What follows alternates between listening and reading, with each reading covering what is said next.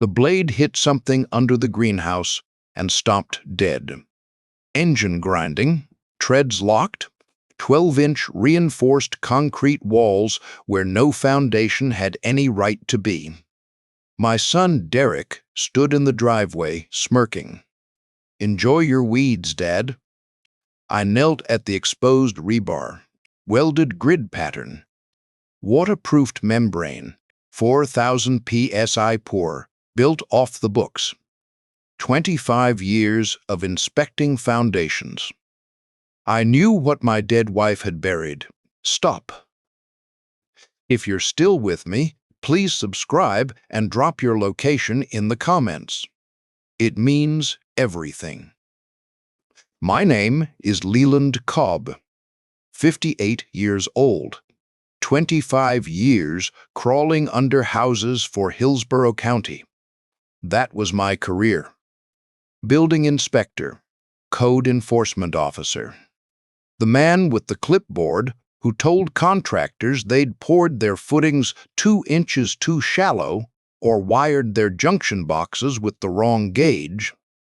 I earned $68,000 a year at my peak, drove a county-issued truck with a dented tailgate, and came home most nights with concrete dust in my hair and crawlspace mud on my knees. Not the kind of career that gets discussed at dinner parties. Not the kind of career my wife discussed at all. But I was good at it. 25 years, and I never passed a structure that shouldn't have passed. Never signed off on work I hadn't verified with my own hands. Contractors in Tampa used to call me the Wall because nothing got past an inspection with my name on it. They didn't mean it as a compliment. I took it as one anyway. I married Linda when we were both 31. She was answering phones at Kirkland Realty on Dale Mabry, a small firm that handled residential sales in the Carrollwood area.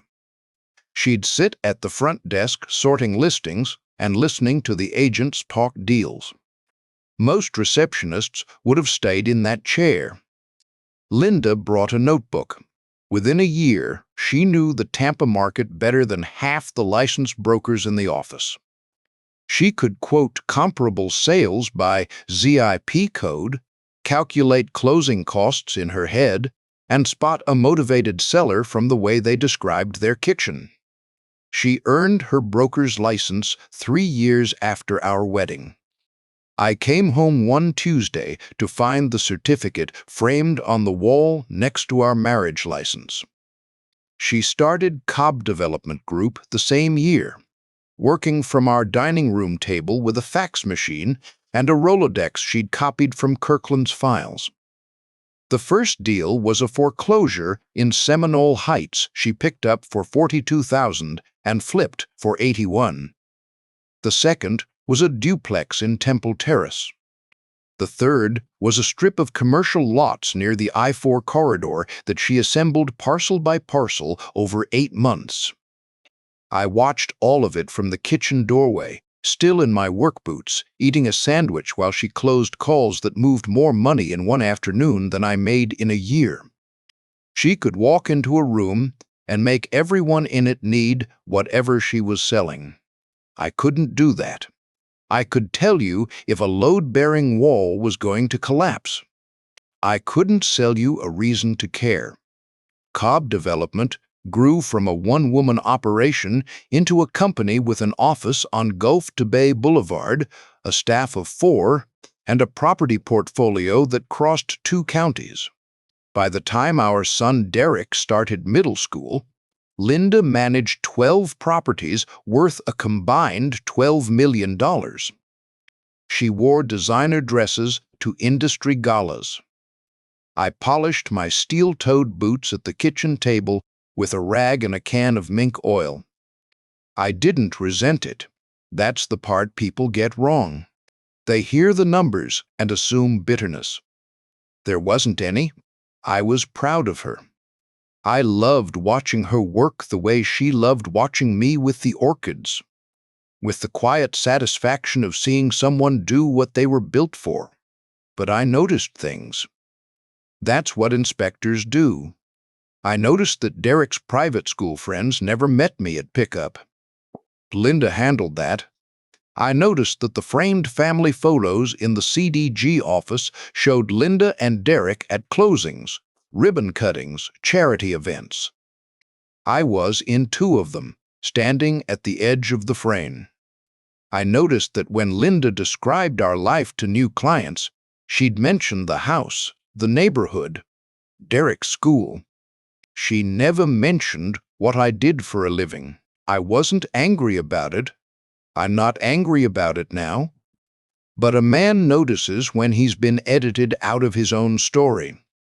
Derek grew up in that gap. He watched his mother close six-figure deals while his father came home smelling like drywall dust and crawlspace mildew. Linda recognized his ambition early.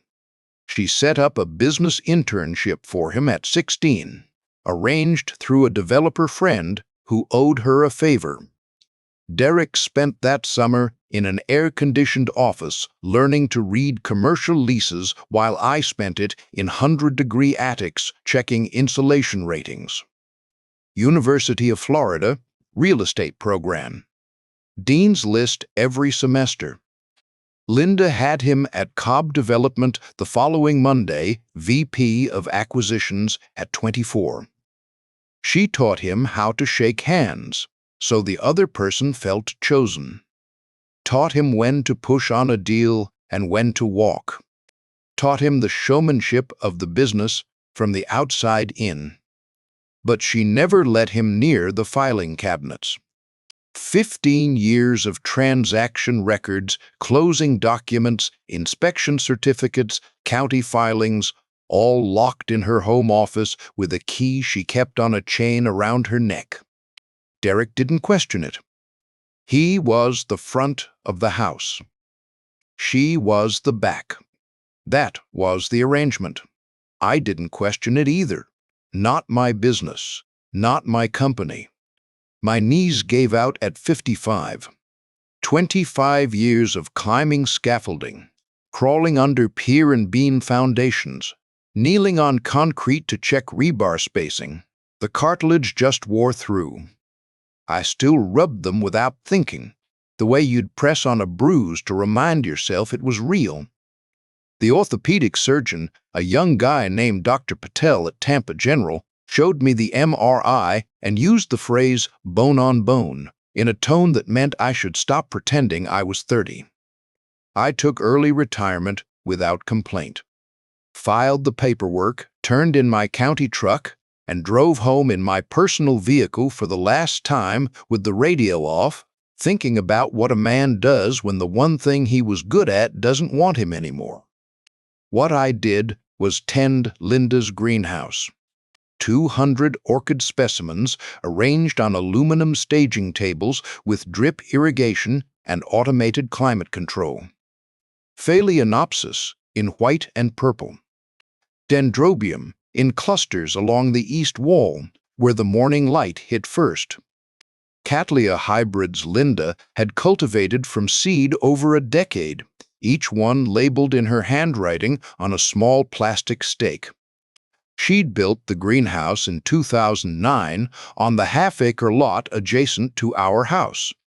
Our place sat near the Hillsborough-Pinellas line, and the lot next door fell just across the county border, deeded separately with its own Pinellas County number. Commercial-grade tempered glass panels, ventilation fans on thermostatic controls, a misting system that ran on timers. She called it the one place that's just for us. No clients, no closings, no property files. Just humidity and green light and the slow patience of things that grow on their own schedule. 3 years of that. 3 Florida summers and 3 mild winters in the greenhouse. I learned the watering cycles, the fertilizer ratios, the temperature ranges each species preferred. My hands, still calloused from decades of inspections, learned a different kind of precision. The two-finger test for soil moisture, the careful twist that separated a kiki from the mother stem without damaging the root node. My granddaughter Tessa, Derek's daughter, 7 years old, visited every other Saturday. She'd press her face against the glass and watch her breath fog the panels, then draw flowers in the condensation with her finger. Her favorite was a pink cattleya on the middle staging table, a specimen Linda had been growing for 8 years. Tessa named it Princess. "Grandpa, is Princess bigger today?" "Come check," I'd say, and hold her up so she could measure the flower spike against her hand. Those mornings in the greenhouse with Tessa, the warm air, the drip of irrigation, the sound of a 7-year-old talking to orchids as though they could hear her. That was March. Linda's diagnosis came on a Thursday, pancreatic cancer. She was gone by September. 6 months from diagnosis to funeral. The oncologist said that was average for pancreatic. I sat with her through every treatment. Derek handled the business transition, bringing in his fraternity brother Kevin Shull as COO to manage operations while he dealt with his mother's medical schedule and the estate planning. Kevin was 31, nodded at everything Derek said, and treated the company like a clubhouse. Linda and I didn't talk about the business during those last months. We talked about the orchids. Which ones needed repotting? Whether the dendrobiums would bloom before October. "Don't let Derek pave over my greenhouse," she said once, near the end. Her hand on mine, fingers thin as orchid roots. "I won't." She closed her eyes. "It's the one honest thing I built." I didn't understand what she meant. Not then. She died on a Tuesday. The funeral was Saturday. The following Wednesday, Harlan Briggs, the family attorney who'd represented the Cobbs since the early days of Cobb development, read the will in his wood-paneled office on Cleveland Street. Harlan was 64, silver-haired, uncomfortable in a way I'd never seen from a man who'd spent 3 decades delivering difficult news. He spread the documents across his conference table, the same table where he'd notarized Linda's LLC filings, the same chair where I'd sat signing our mortgage. Everything went to Derek. The house, the business. Every account, every property, every asset accumulated over 27 years of marriage. The Mediterranean Revival on its landscaped lot, the 12-property portfolio, the operating accounts, all of it. I received the greenhouse and the half-acre lot beneath it. A separate parcel, independently deeded, recorded with its own Pinellas County number. Derek's face during the reading shifted from grief to inventory. I watched it happen in real time. The tightening around his jaw, the slight forward lean, the way his hand moved to his Omega watch and began rotating it on his wrist. He was already calculating. Harlan looked at me over the top of the documents. "Leland, you have the right to contest." "I don't contest anything Linda decided," I said. Derek sent movers the next week. I packed 2 suitcases and a cardboard box of orchid cuttings from the greenhouse before they arrived. Moved to a 650-square-foot unit in a concrete block, 2-story off US 19. Standard 8-inch CMU, painted beige. $13.50 a month. 1 bedroom, 1 window facing the parking lot, a kitchen I could cross in 3 steps. I set up a folding table for county records I no longer needed to review. Hung nothing on the walls. The place smelled like carpet cleaner and other people's cooking. But I built one thing right. A custom walnut shelf along the living room wall, measured and mounted in an afternoon. The smell of fresh-cut wood against the stale carpet, the one thing in that apartment that was mine. 40 vintage spirit levels arranged by decade, brass and rosewood from the 1840s, cast iron from the 1880s, nickel-plated from the early 1900s. I'd collected them over 25 years from estate sales and antique shops and online auctions. Each one cleaned and calibrated. Each one still doing the one job it was made for. The centerpiece was an 1892 Davis & Sons. Brass housing with a mahogany body. The vial hand blown with a slight amber tint. The bubble still centered after 130 years. I picked it up that first night in the apartment. Set it on the windowsill. Watched the bubble float to center and hold. Still true. I told myself Linda must have had her reasons for the will. That a woman who planned everything, from property acquisitions to orchid fertilizer schedules, didn't leave her husband a greenhouse by accident. I was right, but the reasons weren't what I'd inspected for. Derek's BMW was in the driveway before the funeral flowers wilted on the porch. I drove past the house 2 weeks after we buried Linda. Not to visit. The movers had come and gone by then, just taking US 19 south toward the hardware store for shelf brackets. The route cuts through our old neighborhood if you don't take the bypass. I didn't take the bypass. The black X5 sat where Linda's Lexus used to park, angled across 2 spaces the way Derek always parked, as though the driveway existed to accommodate his turning radius. The funeral wreath from St. Catherine's still hung on the front door, white lilies already browning at the edges. A moving truck idled at the curb. 2 men, in gray coveralls, carried our dining room table down the front steps. The mahogany 8-seater where Linda and I had eaten 11,000 meals, where Tessa sat in her booster seat drawing orchids with crayons while we talked about nothing in particular. The men loaded it into the truck like cargo. I pulled over and watched from 3 houses down. Another crew carried in replacements through the garage, low-profile furniture wrapped in plastic, the kind of angular modern pieces that look expensive because they're uncomfortable. A gray sectional, a glass coffee table, chrome floor lamps.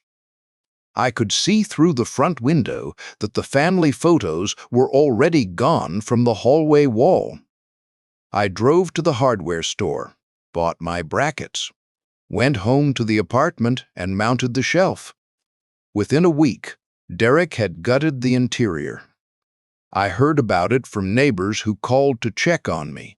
The wallpaper stripped from the master bedroom, Linda's curtains replaced with motorized blinds, the kitchen backsplash torn out for something Derek's decorator picked from a catalog. Our 27 years of living in that house reduced to a renovation timeline. He installed Kevin Shull in Linda's office the same week. Kevin's resume listed 3 sales jobs in 4 years. His longest tenure was 14 months at a medical device company in Orlando.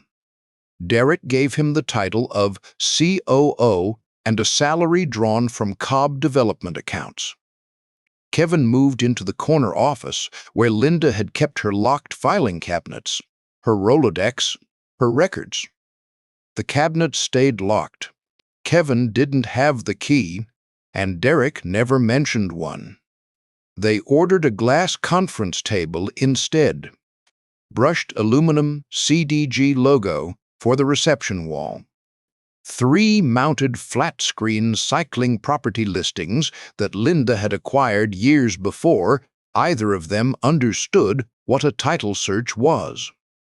They spent $30,000 on that office renovation.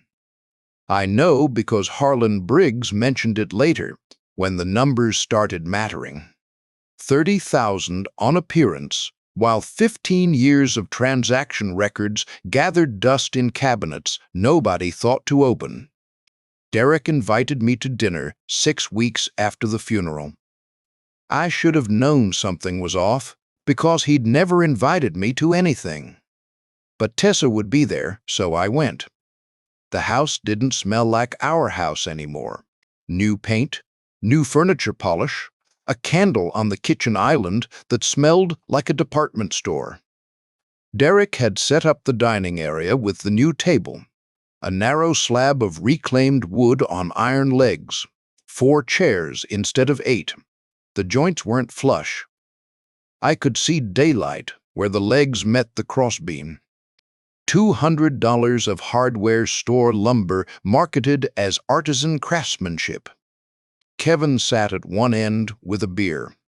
I'd met him during Linda's treatment. He hadn't improved. Tessa ran to me when I walked in. I picked her up and held her against my chest. She smelled like strawberry shampoo and the fabric softener Linda used to buy.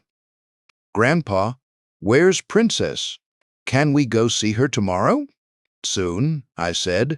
"She's still blooming." Derek leaned against the kitchen counter. Dinner was takeout from a Thai place on Clearwater Beach, served on Linda's old china that Derek hadn't bothered to replace because it didn't show. Tessa sat next to me and drew on a napkin while Derek talked about the business. Occupancy rates. Refinancing options on the Gulf to Bay commercial lots. Terms I'd heard Linda use for years, now coming out of Derek's mouth like lines from a training seminar. Kevin laughed at everything Derek said. A short, reflexive laugh.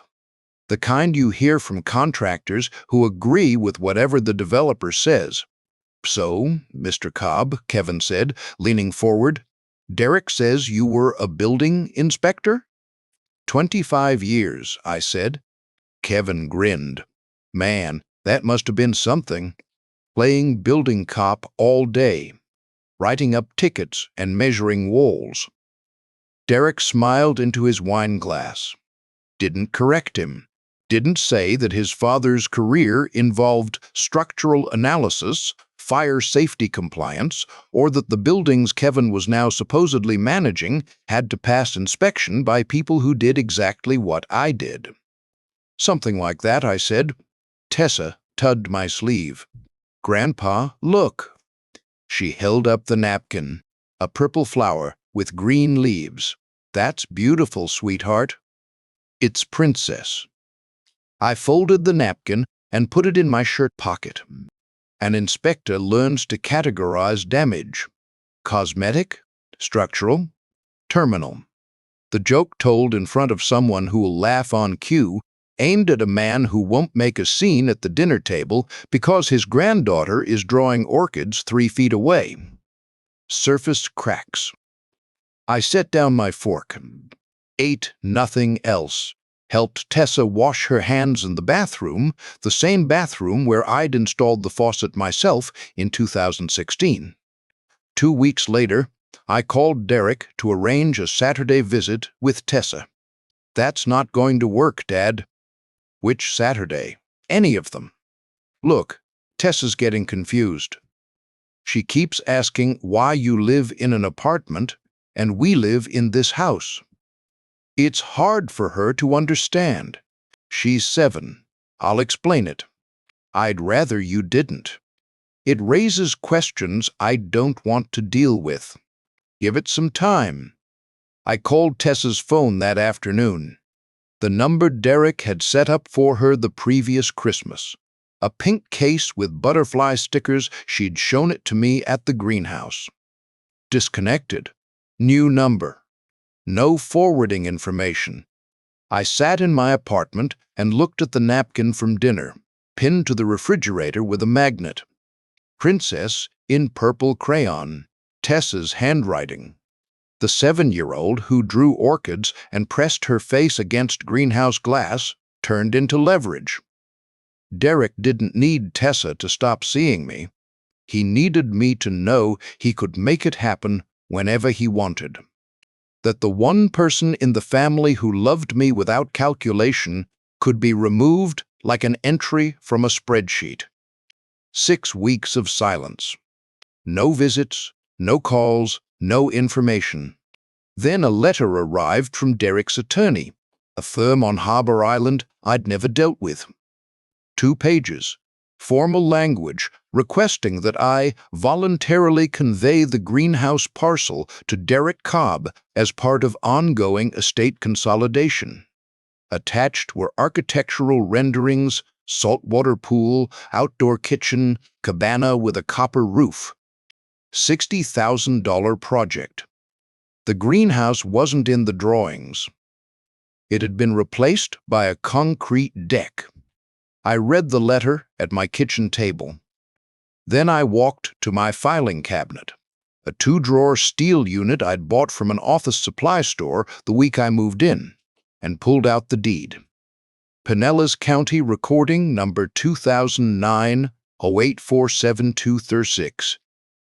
Parcel ID independently assigned. Separate chain of title from the main residence. Not part of Linda's estate. Not part of Derek's inheritance. Not his to request, demand, or demolish. I wrote a 1-paragraph response on lined paper, using a pencil, the same instrument I'd used for 25 years of inspection reports.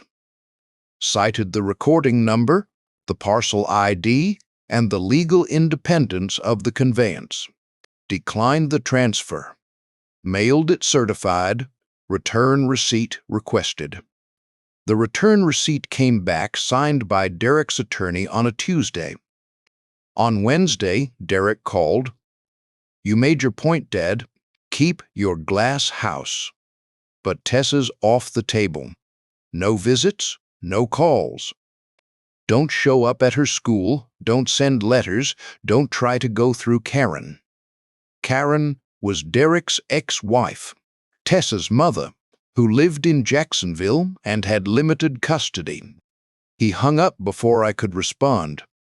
The punishment for refusing to hand over a half-acre of dirt was losing the only person who still drew me pictures.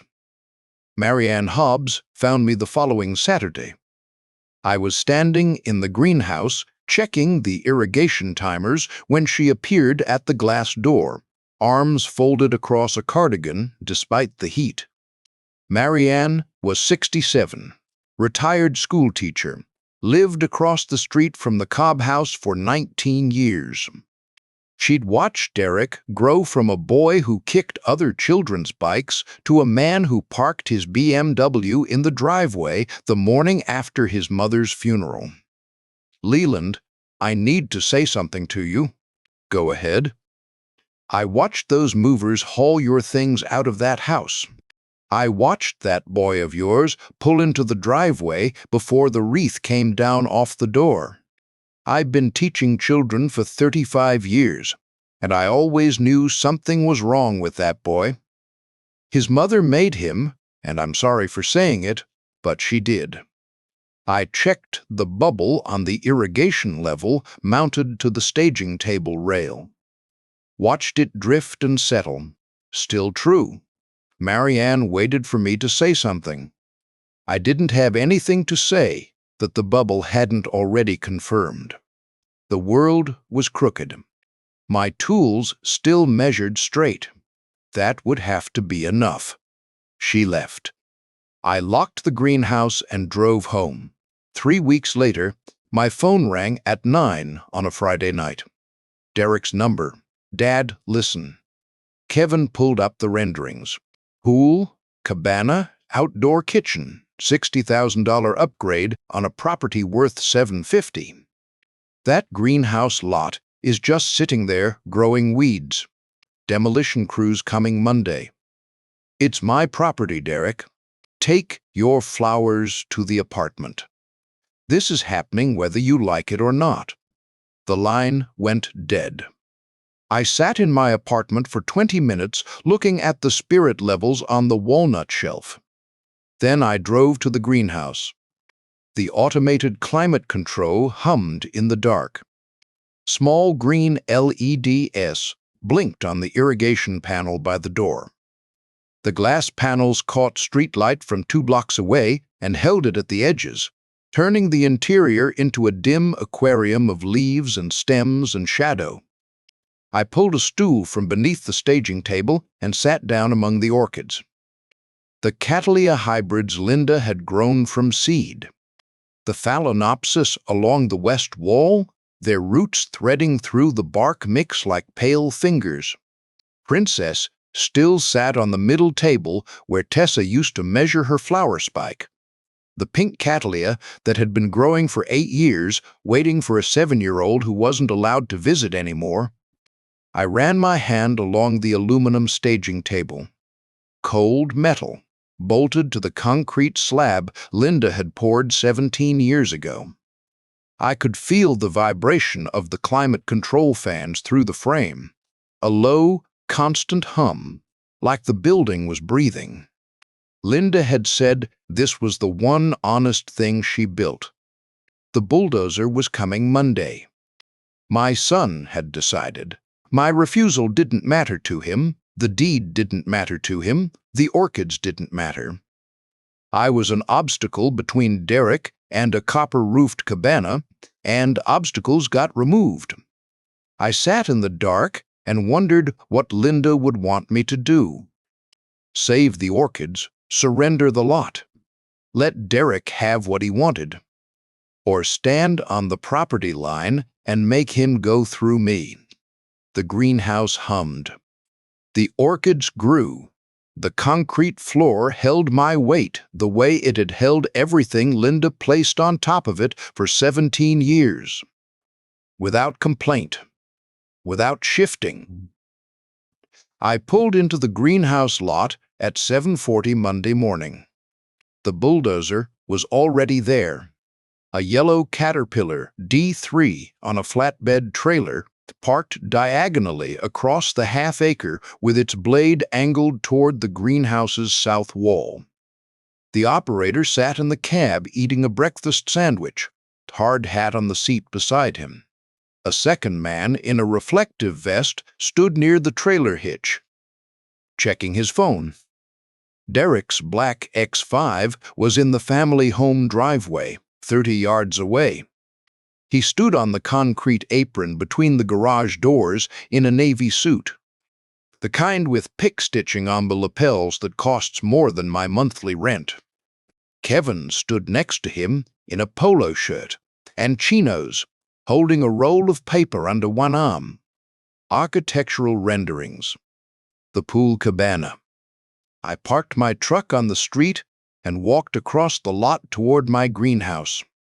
The tempered glass caught the early sun and held it.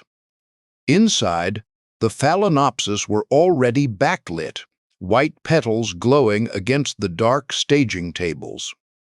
The irrigation timers had run at 6. Water beaded on the glass in patterns I'd memorized over 3 years of mornings. Derek saw me and crossed the lawn. "Dad," he said it like a memo heading. "We talked about this." "You talked. I own this parcel." He glanced at Kevin, who unrolled the renderings and held them up. A glossy blueprint showing the pool, the cabana, the outdoor kitchen, all of it drawn over a blank rectangle where the greenhouse stood. $60,000 upgrade, Derek said. The lawyers can sort out the deed question. But right now, the crew's here and they're on the clock. You don't have permits for my property. He waved his hand, the omega catching the light. We can deal with that after. I looked past him. Across the street, Marianne Hobbs stood at her fence rail, arms folded across a cardigan.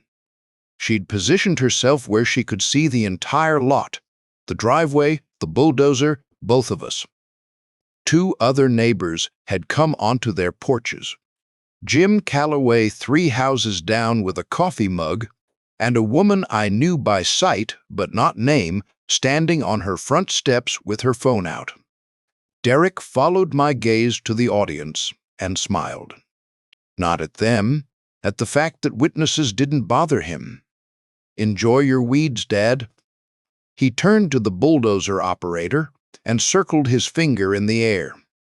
The man set down his sandwich, pulled on his hard hat, and started the engine. Diesel smoke coughed across the lot. The blade dropped to grade. I stepped toward the greenhouse door. The operator didn't wait. The blade caught the south wall at the corner junction where the tempered glass panels met the aluminum frame. For a fraction of a second, the structure resisted. I could hear the frame bolts torque against the concrete anchors, a sound like guitar strings snapping in sequence. Then the first panel gave way. Tempered glass doesn't break like window glass. It doesn't crack or splinter. It exploded. The entire 4x6 panel disintegrated into a curtain of pebbled fragments that caught the morning light and scattered across the staging tables like thrown gravel. The sound was a crash, higher pitched than I expected, almost musical. I was through the door before the second wall went. The bulldozer's right tread rolled over the irrigation main, and the PVC pipe snapped. Water sprayed across the debris field in a fan, soaking my boots, turning crushed glass into a paste of wet soil and fragments. I grabbed the first flat of Phalaenopsis from the east staging table and carried it to my truck and went back. The blade pushed through the center of the structure. Aluminum staging tables buckled upward, then folded flat as the treads rolled over them. Orchid pots, ceramic, plastic, terracotta, cascaded off the tables and shattered on the concrete slab. Bark substrate and root systems scattered across the floor. 3 dendrobium specimens I'd been cultivating for 18 months went under the blade without resistance. Their flower spikes swallowed into the debris pile. I worked the periphery, grabbed whatever I could reach ahead of the blade's path. A box of Cattleya divisions from the north bench, a tray of seedling Phalaenopsis from the mist chamber, 2 mounted oncidiums I unclipped from the overhead rail with 3 seconds to spare before the rail collapsed.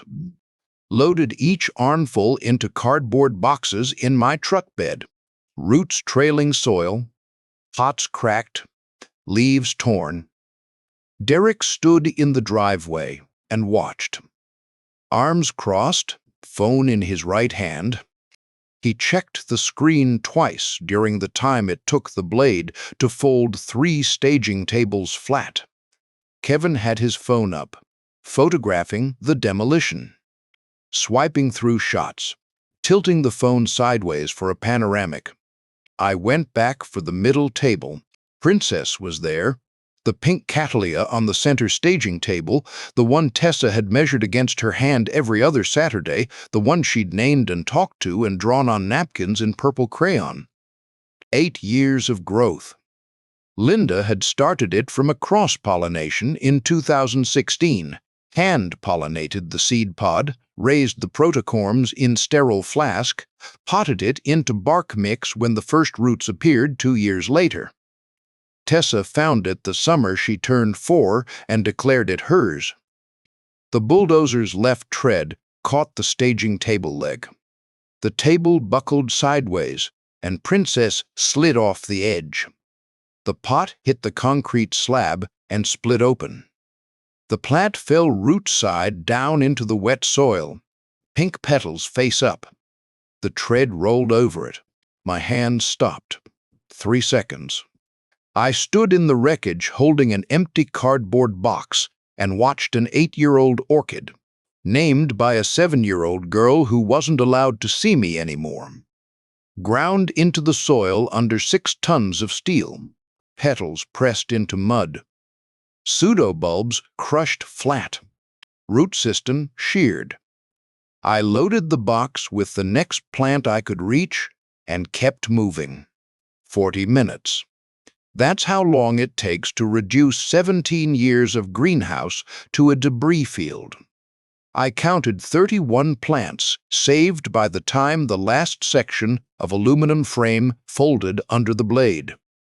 200 specimens reduced to 31 cardboard boxes of damaged orchids sitting in the bed of a 2000 Ford F-150 with their root systems exposed to Florida sun.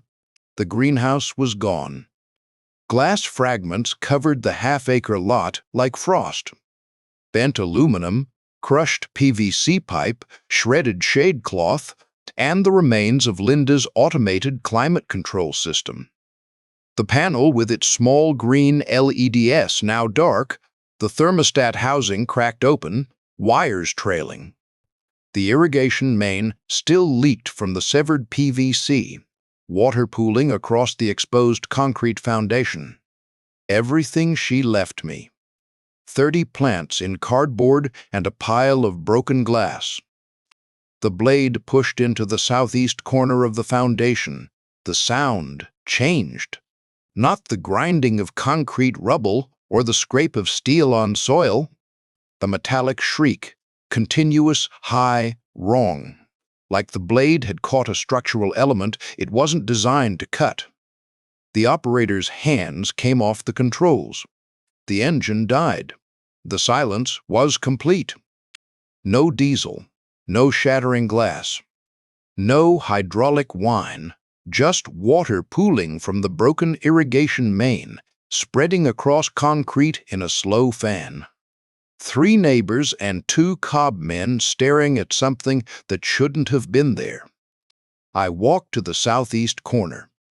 The blade had peeled back the top 3 inches of the foundation slab, exposing a cross-section of concrete that made my chest tighten. I knelt at the edge and placed both hands flat on the exposed surface. 12 inches thick. Minimum. The pour was clean. No honeycombing, no visible aggregate separation, no cold joints. Somebody had vibrated this pour with professional equipment to eliminate air pockets. The cement paste was dense, the color consistent, the surface smooth where the blade had sheared it. Beneath the slab, a waterproofed bituminous membrane. I could see the black coating where the concrete had separated from the substrate. Applied in sheets, overlapped, heat-sealed at the joints. The kind of waterproofing you use on below-grade structures, basements, foundations with occupied space beneath them. And the rebar. The rebar was welded, not tied with wire the way residential jobs get done. Welded. Number 4. Bars at 12-inch centers, both directions, running through the full thickness of the slab. Professional welds, consistent bead spacing, the kind of work that comes from a crew who knows how to build structural concrete.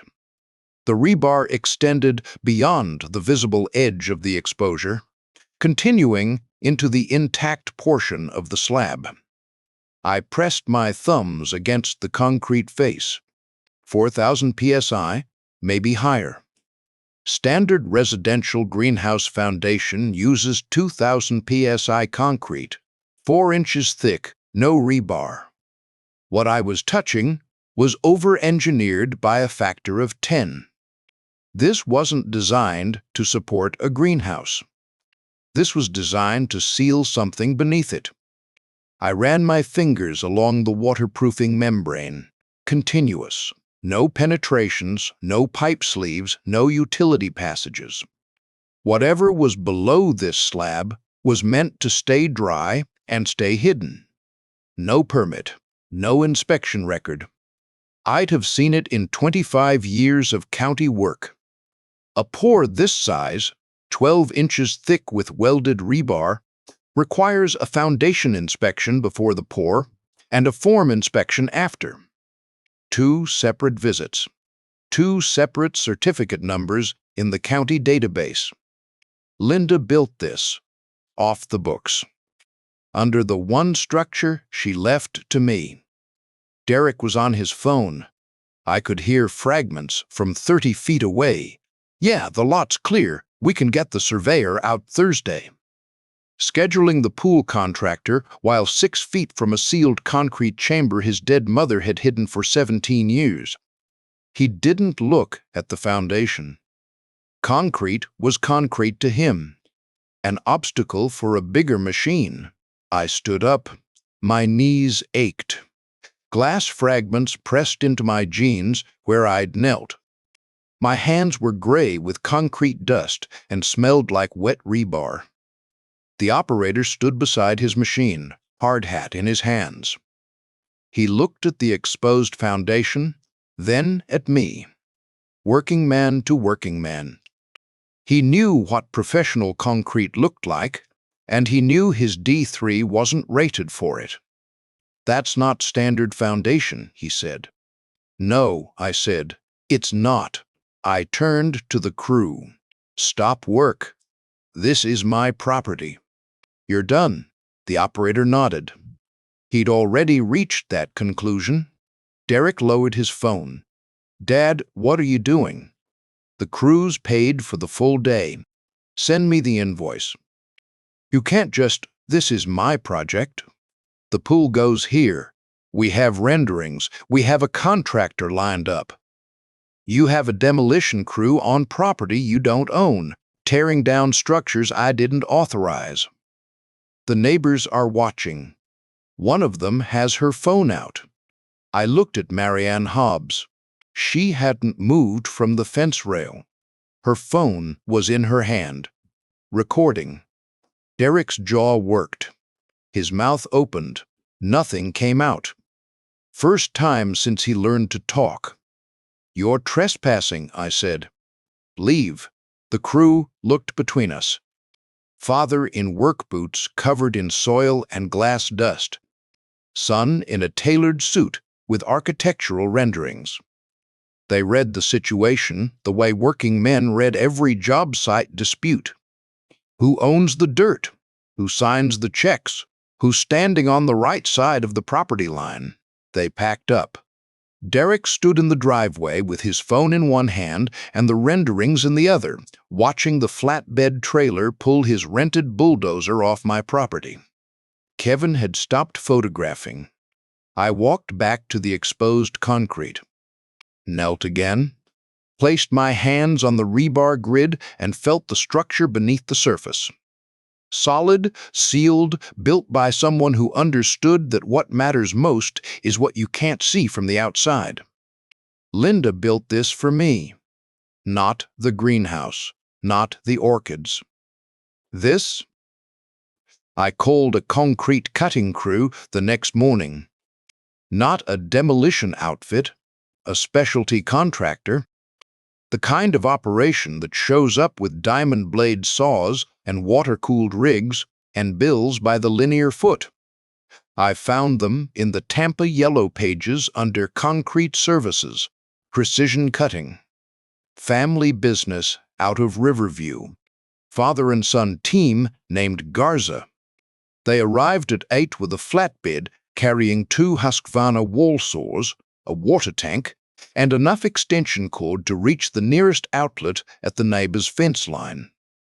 Marianne Hobbs let them plug in without being asked.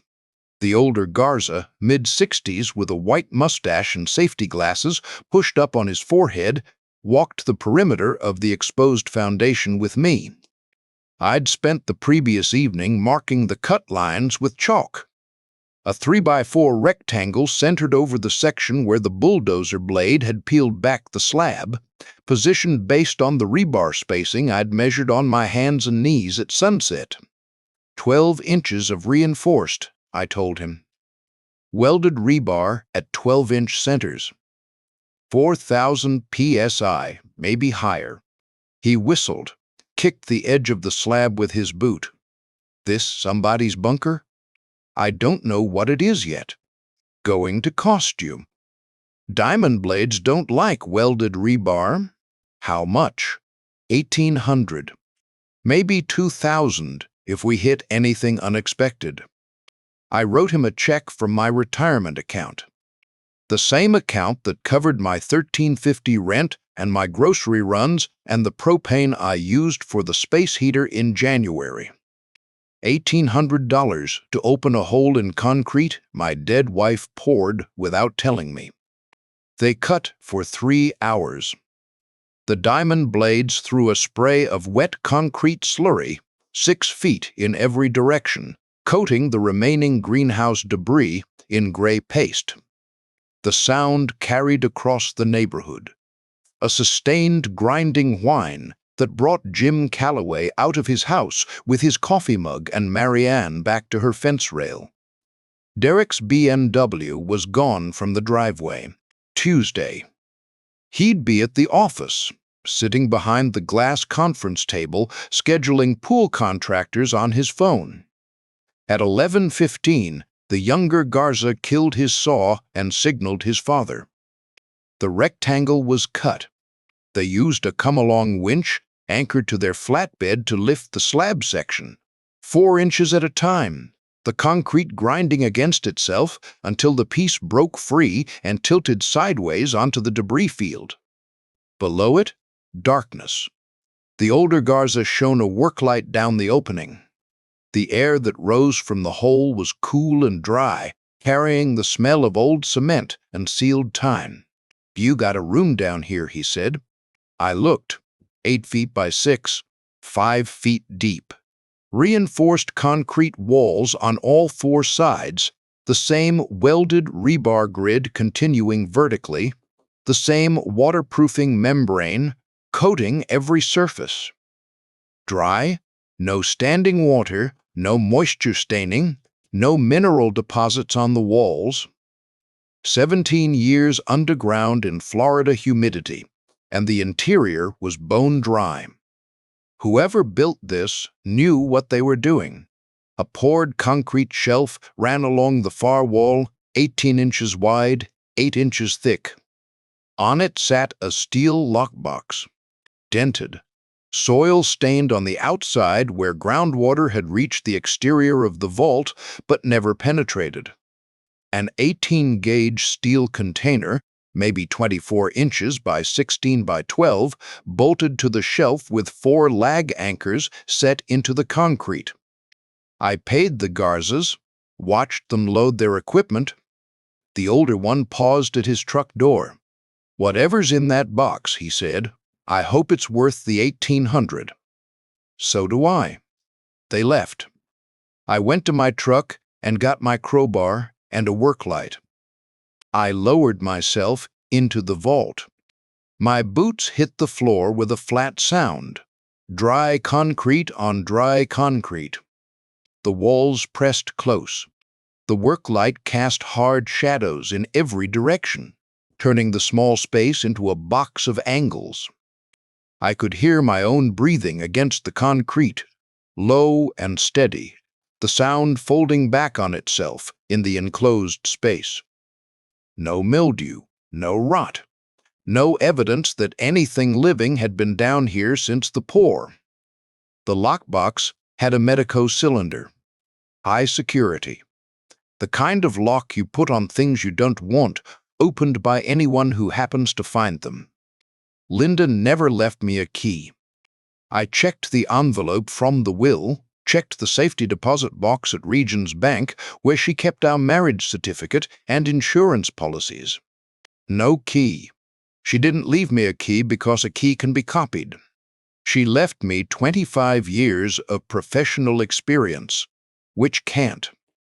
I set the crowbar against the lock housing and leveraged it against the concrete shelf. The shelf gave me a solid fulcrum. 8 inches of reinforced concrete doesn't flex. First leverage, the housing bent. Second, the bolt shifted. Third, the cylinder sheared from the faceplate and the lid popped a 1/4 inch.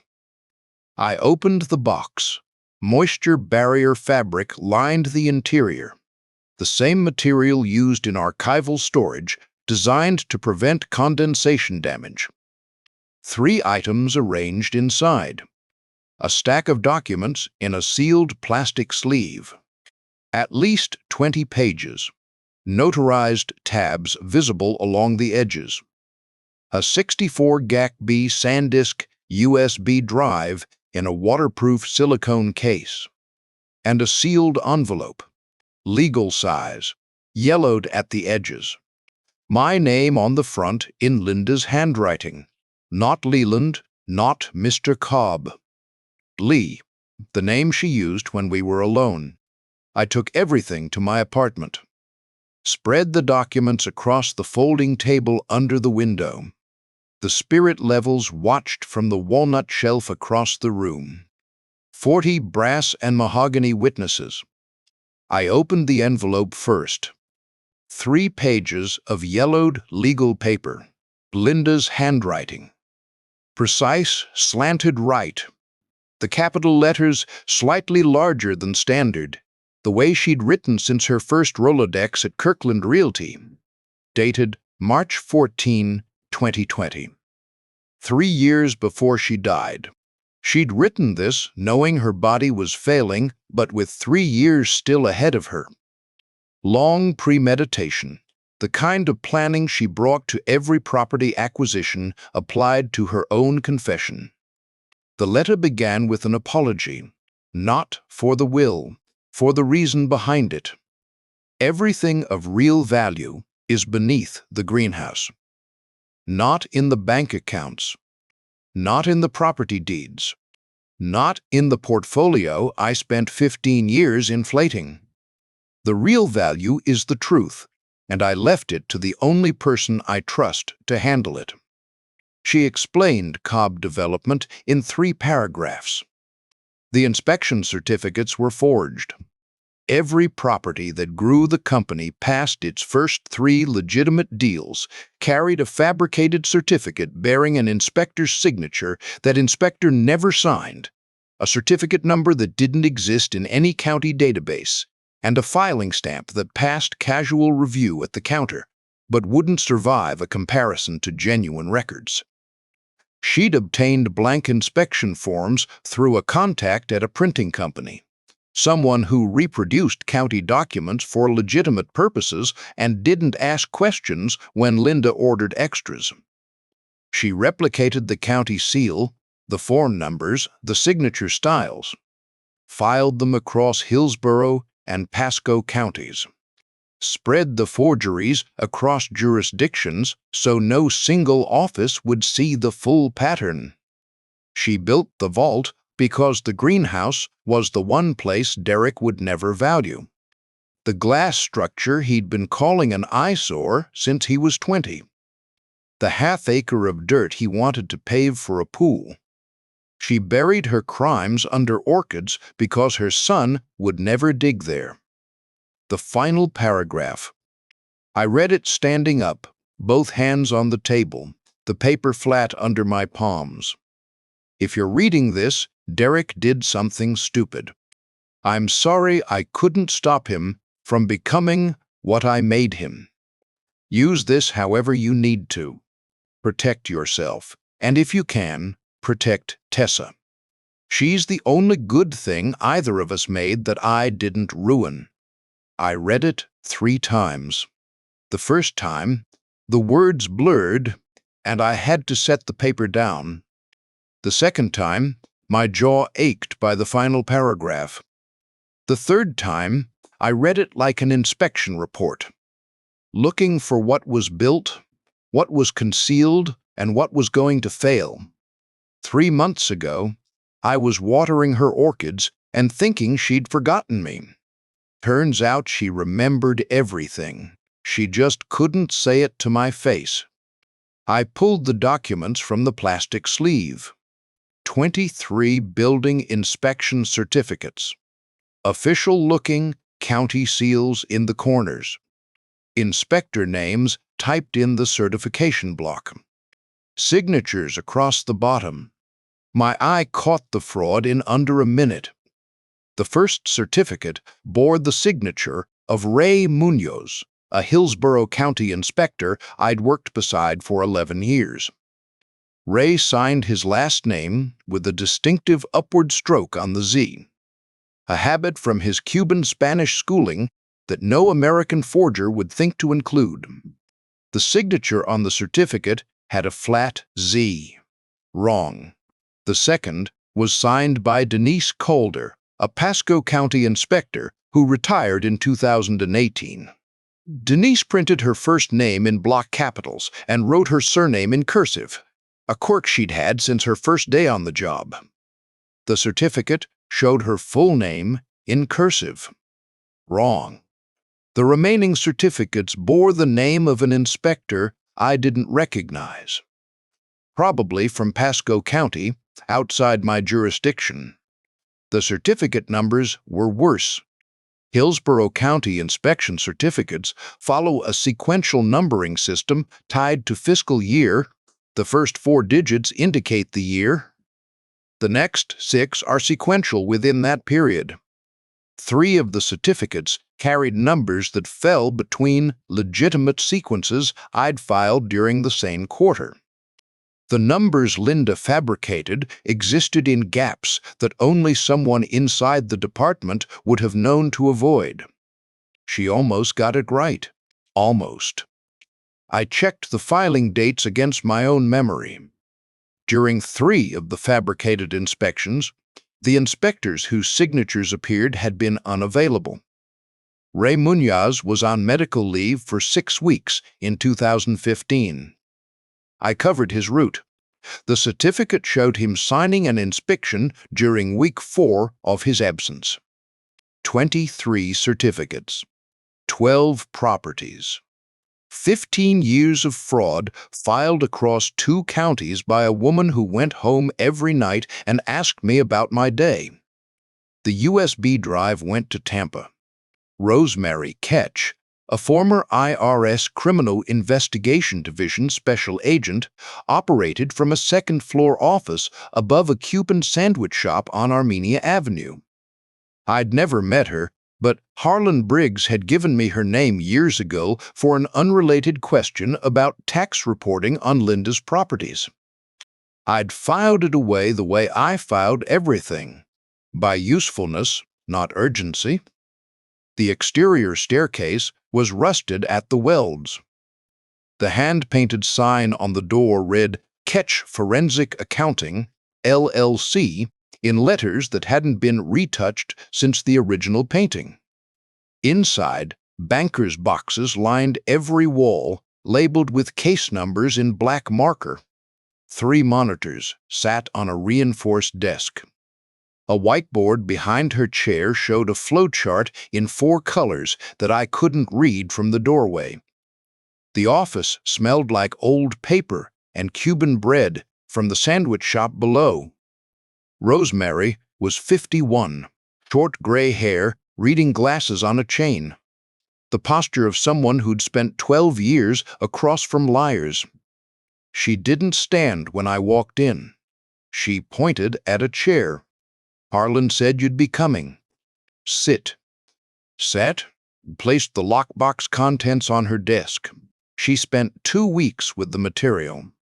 I paid her $300 an hour from the same retirement account that covered the concrete crew. 12 billable days at 6 hours each. $21,600 to confirm what I already knew. Her report was 47 pages. I read it at my folding table under the window with a pencil in my hand, marking margins the way I'd marked inspection reports for a quarter century. 12 properties. Each one carried at least 1 forged inspection certificate. The forgeries allowed Linda to obtain occupancy permits for structures that had never passed legitimate building inspection. Unpermitted additions, substandard electrical, inadequate fire egress. The forged certificates inflated property appraisals by 30 to 40% above legitimate value, because inspected and occupied properties appraise higher than structures with open code violations. Cumulative criminal exposure under Florida statute, forgery of county documents, 3rd-degree felony per count under 817 Fort 835. Organized scheme to defraud under 817.034, elevated to first degree. 12 properties. 23 forged documents. Rosemary calculated the theoretical maximum at over a century of imprisonment. I set the pencil down and looked across the room at the spirit levels on the walnut shelf. 40 brass and rosewood instruments lined up by decade. Then I turned the page. Derek's name appeared on LLC operating agreements for 7 of the 12 properties. He'd signed as a corporate officer when Linda transferred assets into subsidiary LLCSS, a standard estate planning move that Harlan had probably recommended. Derek signed where his mother told him to sign, on documents structured by a woman who kept her filing cabinets locked for a reason. Under Florida law, a corporate officer carries strict liability for fraudulent filings made under his authority. It didn't matter that Derek never forged a signature, never saw an inspection certificate, never knew the difference between legitimate and fabricated permit numbers. His name was on the operating agreements. The forgeries were filed under those LLCS. The liability attached to him like rebar set in wet concrete. Permanent once it cured. Rosemary leaned back in her chair and held up a printout from the USB drive. A spreadsheet, 2 columns, color-coded green cells for properties with legitimate inspections, red for forged. 12 properties in alphabetical order by street address. Every red cell annotated with the specific certificate number, the forged inspector name, and the dollar amount of inflation the forgery added to the appraisal. "I've done this work for 23 years, she said. Corporate fraud, tax evasion, Ponzi schemes. I've never seen someone document their own crimes this thoroughly." She filed them alphabetically. I looked at the spreadsheet. Green and red. Legitimate and forged. Level or crooked. Linda had given me the one tool I knew how to use. A simple tool that tells you whether the world is straight. It wasn't. 3 weeks after Rosemary's report, I carried the manila envelope into Harlan Briggs's office on Cleveland Street. Same wood-paneled conference room, same table, same man, though he looked 10 years older by the time he finished reading. I set the envelope on the polished mahogany and sat down across from him. He'd represented the Cobb family for 20 years, incorporated Cobb Development Group, drafted Linda's will, handled every closing, every LLC filing, every property transaction that built the portfolio from a dining room table to $12 million. He opened the envelope and spread the contents across the table. Rosemary's 47-page report on the left. The forged inspection certificates in the center. Linda's handwritten letter on the right. The yellowed legal papers sitting on polished wood like a bone pulled from the ground. He read the report first, turned pages with his index finger, the way attorneys read, not for comprehension but for exposure, scanning for the word or number that changes everything. He found it on page 11. His hand stopped. He went back to page 9 and read forward again. Then he picked up the first forged certificate, held it at arm's length, compared it to the reference signatures Rosemary had included in the appendix, set it down. He picked up Linda's letter, read it twice, set it down with both hands flat on the table, the same posture I'd used when I first read it in my apartment. "How long have you known?" he asked. 3 weeks. Rosemary confirmed it last Tuesday. He pulled his reading glasses off and pressed the bridge of his nose. "What do you want to do?" he asked. I'd spent 2 weeks on that question, sat with it in my apartment under the spirit levels, turned it over in my hands the way I turned the 1892 Davis and Sons. Checking for true. I don't want criminal prosecution, I said. Harlan's eyebrows rose. I want 3 things. Financial security for my retirement. Enough to live on without checking the balance every month. An irrevocable trust fund for Tessa, managed by an independent trustee, structured so no fraud claim or judgment can touch it. And I want Derek in this room, at this table, looking at what his mother built and understanding what he nearly destroyed. That last one isn't a legal remedy. No, I said, it's the point. Harlan studied me for a long time. Then he picked up his phone. I'll set the meeting. The invitations went out Thursday morning, framed as a matter concerning the Cobb estate that required the attendance of all principals and their counsel. Formal language, no specifics. The kind of letter that makes attorneys curious and clients nervous. Derek wasn't nervous. He walked into Harlan's conference room the following Tuesday at 2 o'clock in a charcoal suit that cost more than my monthly rent. The Omega caught the afternoon light through the plantation shutters and threw a small, bright square onto the ceiling. He pulled out a chair at the far end of the table and sat down with the posture of a man who'd already decided how this meeting would end. Kevin walked in behind him, tablet under his arm, screen facing outward. The pool, the cabana, the outdoor kitchen. Still performing. Still carrying the props of a role he didn't know had been canceled.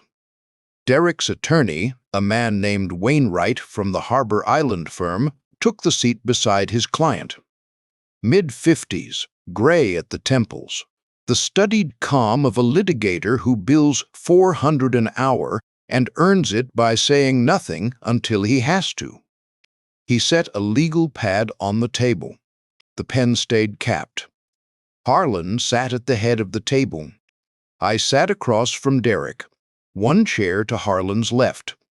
The folder on the table in front of me, closed. Derek started talking before anyone else could. Harlan, I appreciate you setting this up. I know there's been some tension with the greenhouse situation, but I think we can resolve everything today. He glanced at me. Dad, I know the demolition was aggressive. That's on me. But the lot's cleared now, and I've got a contractor ready to break ground on the pool next week.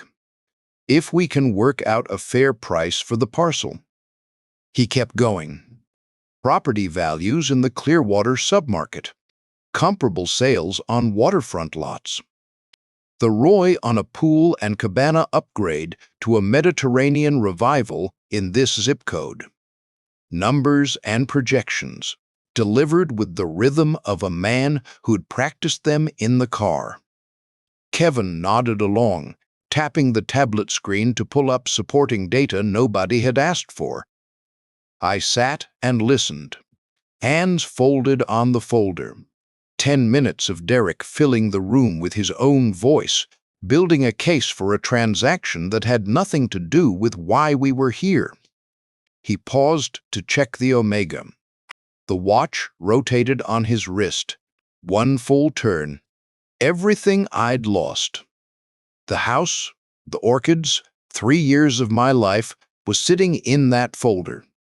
And everything I could still lose, Tessa, Derek, the name Cobb, was sitting across the table. I opened the folder. The clasp clicked open. The sound carried across the table. The first document slid across the polished mahogany with a sound like a playing card dealt face up. A building inspection certificate. Official county seal in the upper left corner. Hillsborough County Department of Building Services. Certificate number HBC 2004 NOR 78341. Inspector's signature across the bottom, circled in red marker where I'd annotated it for this meeting. Derek picked it up, turned it over, turned it back. His eyes moved across the certificate, the way you'd scan a takeout menu from a restaurant you've never visited. Looking for something familiar, finding nothing. What is this? That's a forged building inspection certificate filed with Hillsborough County in 2014, I said. Certificate number 078341. The legitimate HBC 2014 sequence ends at 078299. This number doesn't exist in any county database. It was fabricated. Derek looked at Harlan. Harlan said nothing. The signature on that certificate belongs to Ray Munoz, I continued. Inspector with Hillsborough County. I worked alongside him for 11 years. Ray signs his last name with a distinctive upward stroke on the Z, a habit from his Cuban-Spanish schooling that no American forger would think to include. The signature on that certificate has a flat Z. Wrong. I slid the second certificate across the table. This one was filed during a 6-week period in 2015 when Ray was on documented medical leave. I covered his inspection route. He was home recovering from gallbladder surgery. He didn't sign this. He wasn't in the building. Third certificate. Same red circle. Same margin annotation. This one carries the name of Denise Calder, Pasco County. Denise prints her first name in block capitals and writes her surname in cursive. This certificate shows her full name in cursive. Wrong. Derek's eyes moved from document to document. His mouth opened, closed. The confidence that had carried him through 10 minutes of pool renderings and property values drained out of his posture like water through a cracked foundation. Kevin's face changed first. Not confusion, recognition. His right hand moved to the edge of the table and gripped it. The tablet slid from his lap onto the carpet without a sound. He'd co-signed the LLC operating agreements for 7 of these properties. The connection between forged inspections and his own signature on corporate documents reached him at the speed of a man calculating the distance to the nearest exit. "What is this?" Derek said again. Same words, different voice. Higher, thinner. "These are the inspection certificates your mother used to obtain occupancy permits for 12 Cobb development properties," I said. "Every one of them is forged. Every property you inherited was appraised 30 to 40% above its legitimate value based on inspections that never happened." Derek's hand went to the omega, spinning, faster now. "Stop. This isn't... You can't just..." He stopped. His head turned to Wainwright, to Harlan, to the corners of the room. "Are you recording this? Turn that off. Whatever that is, turn it off." "Nobody's recording," Harlan said. I slid the last document across the table. 3 pages of yellowed legal paper. Linda's handwriting. The capital letters slightly larger than standard. The rightward slant she'd used since her first Rolodex at Kirkland Realty. "Your mother wrote this in March of 2020, I said. 3 years before she died. She buried it in a sealed concrete vault beneath the greenhouse. The one you demolished last month." Derek picked up the letter. His hands were steady for the first page. By the second page, the paper trembled at the edges. By the third, the paragraph about Tessa, the one that ended with, "She's the only good thing either of us made that I didn't ruin." His hands had stopped moving entirely. He held the letter flat against the table, as though pressing it down could make the words go away. The room was silent. The air conditioning hummed. Outside, A car horn sounded on Cleveland Street, downtown Clearwater, 2:15 on a Tuesday afternoon. Derek set the letter down. He didn't look at me. He didn't look at anyone. His right hand found the omega and began turning it on his wrist. Slow, continuous, the only motion in a body that had gone still. Kevin sat with both palms flat on the table, staring at the stack of certificates. Sweat beaded along his upper lip. His lips moved without sound. Counting, maybe. 7 LLCs, 7 signatures. 7 properties built on documents that would send their corporate officers to prison regardless of what those officers knew or didn't know.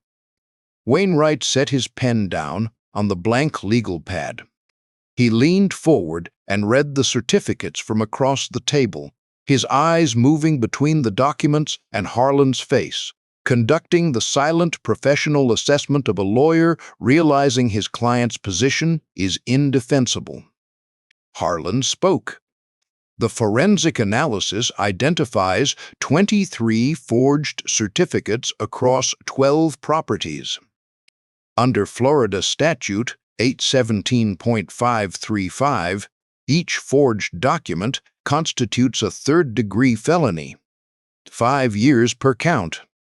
The organized pattern across 15 years elevates the charges to first degree under 817.034, up to 30 years per count. He paused. Let the numbers sit. Derek, your name appears on LLC operating agreements for 7 of these properties. Under Florida law, corporate officers bear strict liability for fraudulent filings made under their authority. Your personal knowledge of the underlying fraud is legally irrelevant. Derek's jaw tightened. His eyes were wet. The omega kept spinning.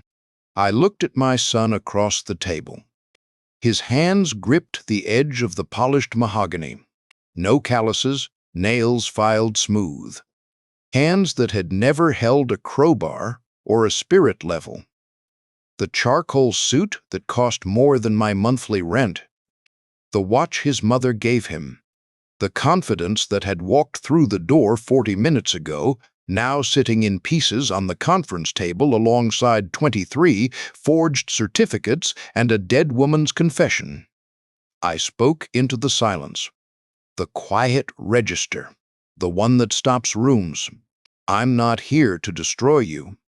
Your mother already did that. I'm here for Tessa, so here's what's going to happen. $350,000 in an irrevocable trust for Tessa. Independent trustee selected by Harlan, not by Derek, not by me. The trust structured so no judgment, no lien, no fraud claim from any county or creditor can touch it until she turns 25. That's the first term. Non-negotiable. I laid it out in the same voice I'd used for 25 years of inspection reports. No inflection, no emphasis, just numbers and structure. Derek stared at the table. The omega turned on his wrist. Second, I said, you surrender your Florida real estate license. Voluntary.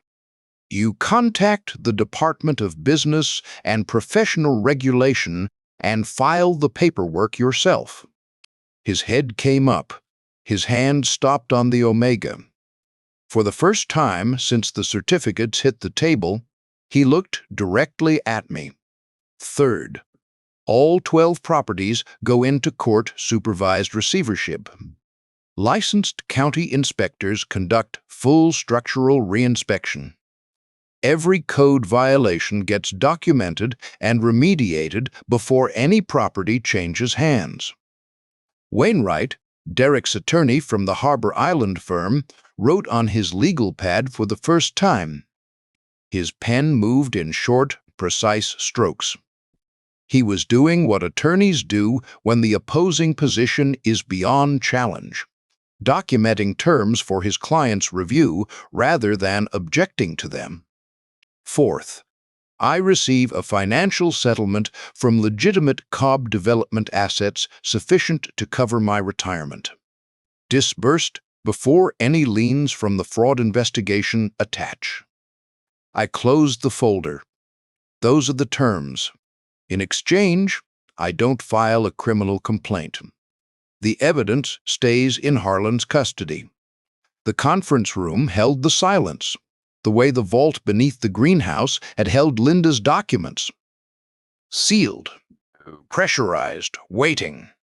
Derek's attorney leaned toward his client and spoke low enough that I caught only fragments. Criminal exposure, felony counts. The alternative is... Derek's jaw worked. His eyes were fixed on Linda's letter, still sitting on the table where he'd set it down. Wainwright straightened and addressed Harlan. We'll need time to review the forensic report and verify the terms against CDG's current asset position. 72 hours, Harlan said. After that, Mr. Cobb's offer expires and the documents go to the state attorney's office. Wainwright nodded once. He understood the math. 12 felony counts versus a settlement that left his client broke but free. Not a difficult calculation. Derek stood without speaking.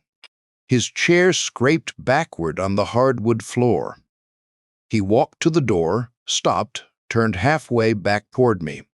His mouth opened. Nothing came out.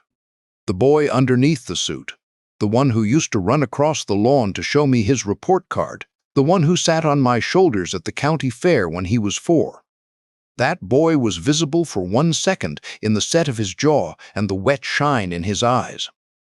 Then the door closed behind him. The Omega caught the light one final time through the glass partition as he walked down the hallway. Wainwright collected his legal pad and followed. Kevin Shull didn't make it 72 hours. He made it 46. Harlan called me Wednesday morning. Kevin's attorney had reached out overnight. A criminal defense lawyer from St. Petersburg named Drummond, who specialized in white-collar cases. Drummond's pitch was simple.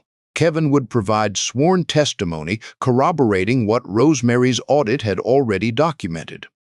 Derek's role as corporate officer on all 7 flagged LLCS, specific transactions where Derek signed documents as principal. In exchange, Drummond wanted written confirmation that Kevin's cooperation would be noted in any future regulatory proceeding. He flipped, I said. Before breakfast, Harlan said. His attorney had the affidavit drafted before Kevin finished his first meeting. I hung up and stood at my apartment window. The parking lot below was empty except for a maintenance truck and 2 sedans baking in the Florida sun. The week after Linda's funeral, Derek had sent movers to pack my belongings. Kevin had been there, pointing at which furniture stayed and which went into the truck. He'd carried my toolbox to the curb and set it on the concrete like he was taking out the trash. Now Kevin was carrying Derek to the same curb. Same speed. Same indifference. The kind of loyalty that costs nothing to give and nothing to withdraw. The rainspections began the following week. Hillsborough County dispatched 3 inspectors to the properties in their jurisdiction. I knew 2 of them, Gary Staines, who'd started the same year I did, and a younger inspector named Maria Delgado, who'd trained under my former supervisor. Pasco County sent their own team. 7 properties in Hillsborough, 5 in Pasco. 12 structures that had been standing on forged certificates for as long as 15 years, occupied and appraised and mortgaged as though the inspections behind them were real. I didn't participate. Couldn't. I was retired, no longer credentialed, and my involvement would have compromised the independence of the findings. But I heard the results from Harlan as they came in. property by property, the way a man hears damage, reports from a storm he predicted. Gary Staines found the aluminum wiring in Temple Terrace on his second day. Electrical panel wired with aluminum branch circuits in a building rated for copper. Junction boxes without covers. Ground fault protection missing from every wet area outlet. Fire risk on a property that housed a daycare on the first floor. Maria Delgado red-tagged the fire egress in the I-4 building before lunch. Inadequate exit width on the second and third floors of a mixed-use building. Exit stairwells that didn't meet clearance requirements. Fire doors propped open with wooden wedges that someone had painted to match the trim, as though making a code violation decorative made it compliant. The Seminole Heights duplex, Linda's second deal, the one that proved the model would work. Unpermitted second-story addition. The floor joists were undersized by 2 grades. Load-bearing wall removed without engineering review. The inspector's report noted the joist failure risk as imminent. The duplex had tenants on the second floor. 12 properties. Everyone failed re-inspection. The violations ranged from structural to electrical to fire safety to plumbing. Not one of the 12 would have received an occupancy permit from any inspector I'd ever worked with. The appraisals collapsed in sequence. When inspection failures become public record, filed with the county, attached to the parcel, visible to any lender who pulls a title search, the property values adjust. Not gradually, not politely. The 30 to 40% inflation that Linda's forgeries had added to each appraisal subtracted itself in reverse. A property appraised at $1.2 million dropped to $780,000. A commercial lot valued at $950,000 fell to $620,000. Numbers Linda had fabricated, now unfabricated, by the same system she'd subverted. The mortgage defaults started within 6 weeks. Commercial lenders build covenant thresholds into their loan agreements. Minimum collateral values that trigger acceleration clauses if breached. When 12 properties lose a third of their appraised value at the same time, every lender holding paper on those properties reaches for the phone at the same time. Derek couldn't cover the calls. Cobb Development's legitimate revenue. The actual cash flow from rents and management fees on properties that hadn't been inflated was a fraction of what the portfolio's apparent size suggested. Linda had built a $12 million empire on a foundation of $3 million in real value and $9 million in fraud. The Gulf to Bay Boulevard office closed in October.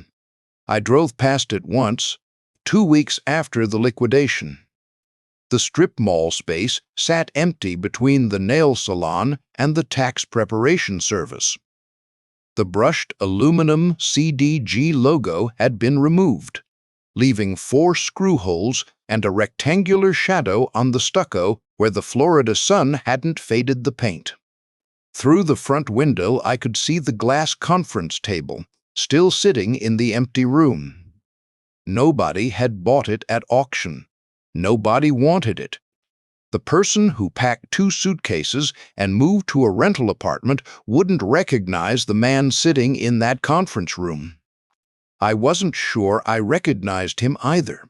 County investigators opened their own case in November. The permit anomalies Rosemary's audit had identified became visible once the re-inspections generated public records that didn't match existing county files. Certificate numbers that fell in gaps between legitimate sequences, inspection dates that conflicted with inspector schedules.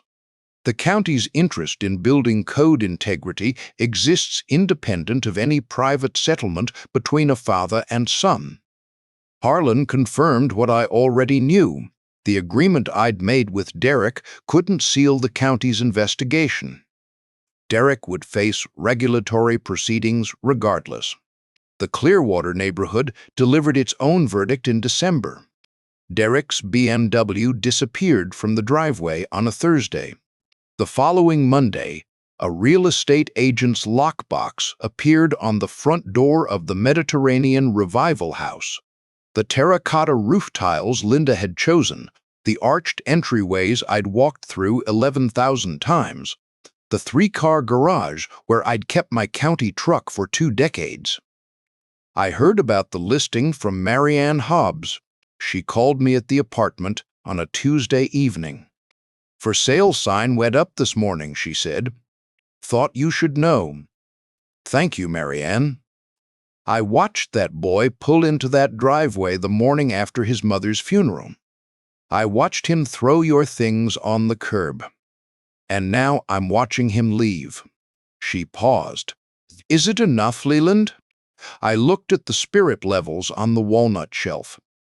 40 instruments that measured one thing. "It's what happened," I said. The final settlement meeting was in January. Same conference room, same table. The mahogany surface covered in documents, signature pages, trust instruments, license surrender forms, receivership orders. Harlan sat at the head. I sat in my usual chair. Derek arrived alone.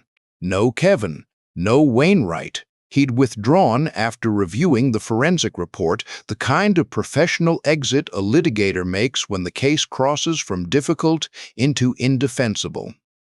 Derek had retained new counsel, a younger attorney named Chen, who handled the procedural aspects without commentary.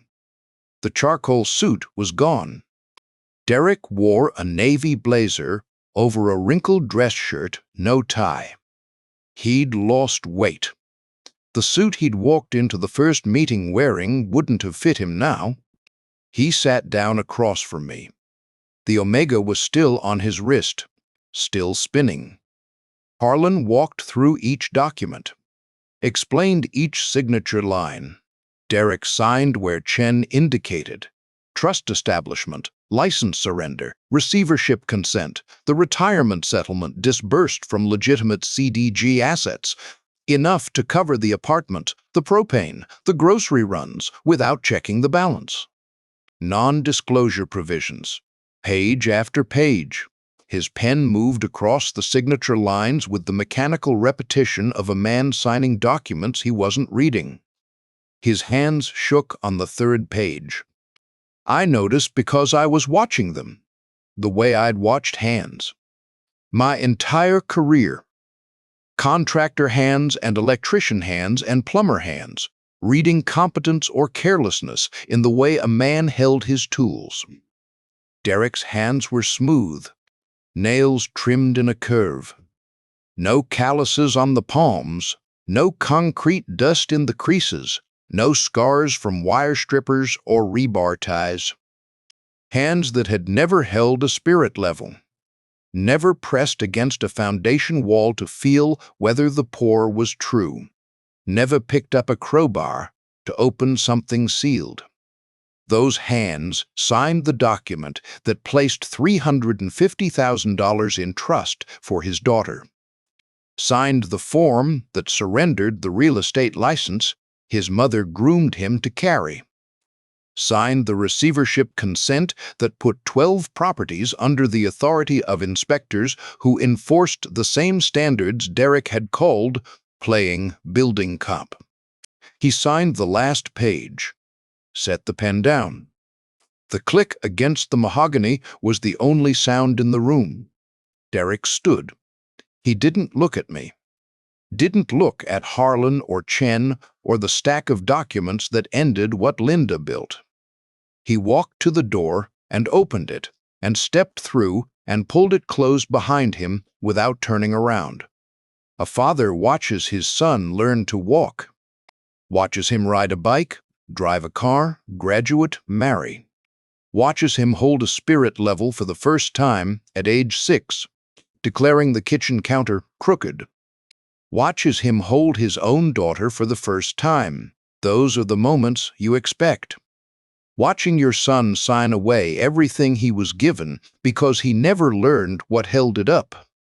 That's not a moment anyone prepares for. There's no word for the grief of a man who built foundations his whole life and watched his own son stand on one that was rotten and never checked.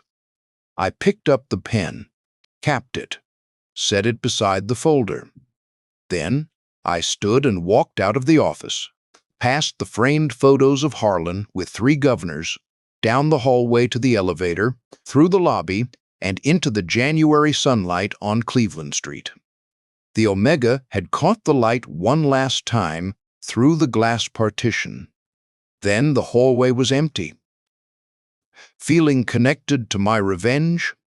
Hit like and give me a score from 1 to 10. Explain in the comments. 6 months later, I stood in a new greenhouse on the same half-acre foundation, smaller than Linda's. Single-wall polycarbonate instead of tempered glass. Lighter, cheaper, and I could install it myself. New aluminum staging tables from a horticultural supply in Tampa, bolted to the same concrete slab that had held everything Linda placed on it for 17 years. 30 orchids arranged by species along the south and west walls where the afternoon light came through strongest. The vault beneath my feet was closed again. New concrete poured over the opening the Garzas had cut, troweled smooth, cured for a week before I set the first staging table on top of it. The lockbox was empty now, sitting in Harlan's office, safe alongside 23 certificates and a 3-page letter on yellowed legal paper. The foundation had done its job. It could go back to being a foundation. The house across the lot had new owners. I'd seen them from the greenhouse, a couple in their 30s with a toddler and a golden retriever. The BMW was gone. The arched entryways I'd walked through 11,000 times framed different furniture, different curtains, different lives. I didn't drive past anymore. No reason to. A car door closed in the street. Small footsteps on concrete, then grass, then the polycarbonate door swinging open on its aluminum track. Grandpa. Tessa came through the door at full speed. Arms out, backpack bouncing, sneakers leaving grass clippings on the clean floor. I set down the watering can and caught her. Strawberry shampoo, fabric softener Linda used to buy. Derek's sedan idled at the curb. He didn't come in. He waved once through the windshield, a small motion, and pulled away. He did that now. Dropped her off, picked her up Sunday evening. We didn't talk about the settlement, or the certificates, or the letter. We didn't talk much at all. But he brought her every other weekend, and that was the term that mattered. Tessa pulled free and walked the staging tables the way she always had, fingertip trailing along the aluminum rail, head tilted, inspecting each plant with the seriousness of someone who understood that growing things required attention. She stopped at the middle table. "Grandpa," her voice dropped to a whisper, "is that Princess?" A pink cattleya in a 4-inch clay pot. New roots threading through the bark mix, pale and clean. One flower spike, 6 inches tall, carrying 2 open blooms. The same deep pink that Linda had cross-pollinated in 2016, the same color Tessa had tried to capture in purple crayon on a dinner napkin. "I saved a cutting," I said, "before the bulldozer got to her. Took 8 months to root, but she made it." Tessa pressed her face against the polycarbonate panel beside the staging table. Her breath fogged the surface. She drew a flower in the condensation with her index finger. Same girl. The new climate control hummed low through the staging table frame. The same vibration, different equipment, same purpose. I reached up to the shelf above the staging table and picked up the 1892 Davis & Sons. Brass housing, mahogany body, the vial hand blown with a slight amber tint. I set it on the shelf rail and watched the bubble drift left, hesitate, and float to center. Still true. She left me the one thing I knew how to read, the truth, buried where only a man who'd spent 25 years checking foundations would dig. I set the level down. Tessa stood at the glass with her finger tracing petals in condensation, while the Florida sun came through the polycarbonate and lit the orchids from behind. I watered the orchids,